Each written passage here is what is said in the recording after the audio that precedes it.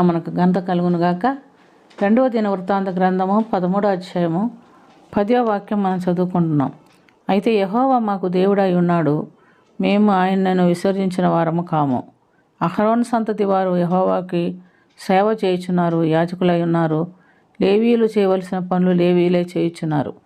ఈ సందర్భం ఎక్కడ అని మనం గమనించినట్లయితే, సొలొమోను కుమారుడైనటువంటి రెహబాము పరిపాలన కాలంలో దేవుని యొక్క ఉగ్రత వారి మీదకి వచ్చినట్టుగా మనం చూస్తున్నాం. సొలొమోను చేసినటువంటి పాపమును బట్టి దేవుని ఉగ్రత ఆ ప్రజల మీదకి వచ్చింది. ఆ తర్వాత సొలొమోను పనివాడైనటువంటి యరొబాము పరిపాలనలోనికి వచ్చాడు.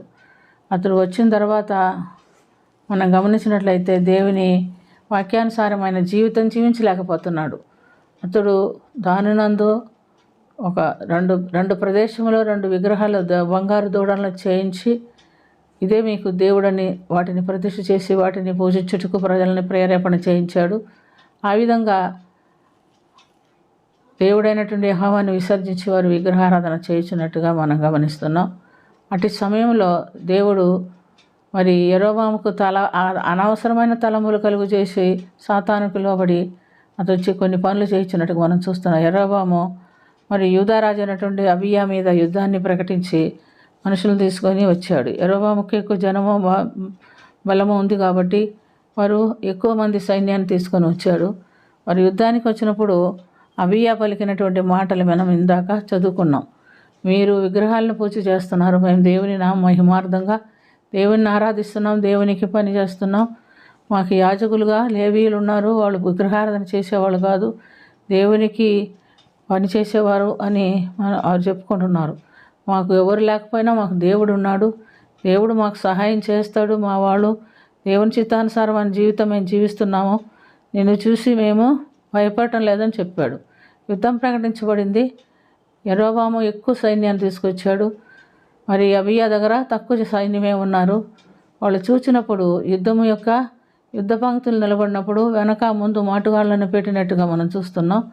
మరి ఎప్పుడైతే యుద్ధం మొదలుపెట్టిందో వీరు ఏం చేశారంటే, యూదావారు యెహోవాకు ప్రార్థన చేసిరి, యాజకులు బూర ఊదిరి, అప్పుడు యూదావారు ఆర్భటించిరి. అప్పుడు ఇశ్రాయేలు వారు యూదావారి ఎదుట నిలవకుండా ఉండునట్టుగా దేవుడు వారిని మొత్తెను. అందుని బట్టి ఇశ్రాయేలు వారు పారిపోయినట్టుగా మనం గమనిస్తున్నాం. యుద్ధం చేయటైతే తక్కువ సైన్యమే ఉన్నారు, కానీ దేవుని స్తుతించి దేవునికి మొరబెట్టినప్పుడు వారి పక్షమున యూదావారి పక్షమున ఎవరు యుద్ధం చేశారు?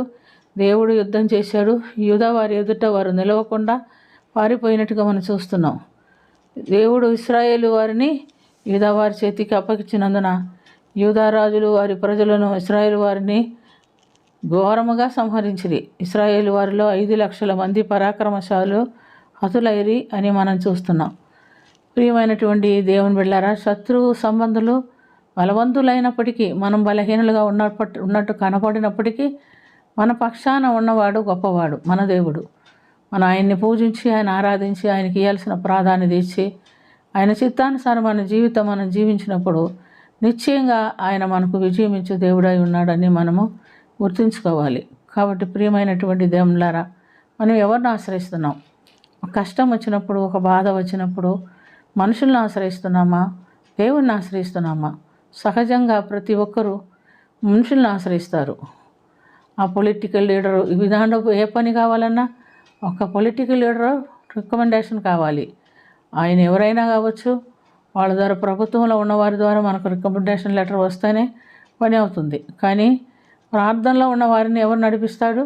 దేవుడు నడిపిస్తారు. వాళ్ళకేం తక్కువ కూడా చేయరు. వాళ్ళకి ఏం చేయాలో తగిన కాలంలో తగిన సమయంలో దేవుడు సహాయం చేస్తాడు. ఉదాహరణకు చూస్తే యోబు ఎంతకాలం శోధించబడాడో మనకు తెలియదు, కానీ ఎంతగా శోధించబడినప్పటికీ అందరేమనుకున్నారు? యోబులో ఏదో తప్పు ఉందనుకున్నారు. కానీ దేవుని చిత్తములో అతను తప్పు చేయనివాడు.